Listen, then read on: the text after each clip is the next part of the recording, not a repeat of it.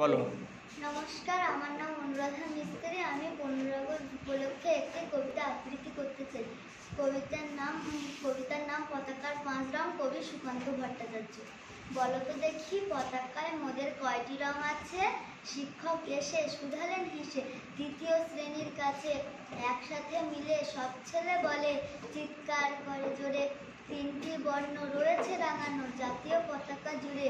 শ্রেণীর পিছনে বেঞ্চের কোণে শিশু ছিল এক বসে, পতাকার মাঝে 5 রং আছে বলল সে মৃদু হাসে।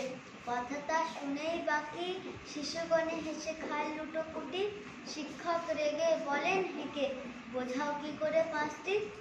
মাথা নিচু করে হয়তো সারে সরল শিশুটি বলে, উপরে গেরুয়া মাঝখানে সাদা, সবুজ আছে তার তলে, আর আছে আঁকা গোলাকার চাকা, নীল রং আছে এতে। শিক্ষক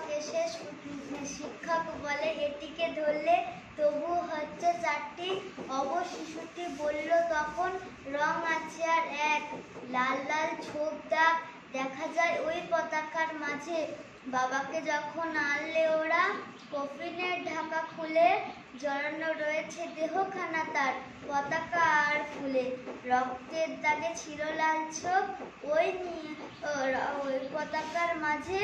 এই নিয়ে মোট হলো 5টি। এবার তো ঠিক আছে? সরল শিশুটির জবাবখানি কাঁপিয়ে দিল বুক, অশ্রু এলো নয়ন ভরে, শুকনো হলো মুখ। আজও যারা দেশের জন্য করছে বলিদান, স্বাধীনতার শহীদ সম তাদের অমর প্রাণ। হয়েছে স্বাধীন, পেরিয়ে গেছে 77টি বছর, দেশ বাঁচাতে যাচ্ছে যে প্রাণ, রাখছি কি তার খবর? নমস্কার।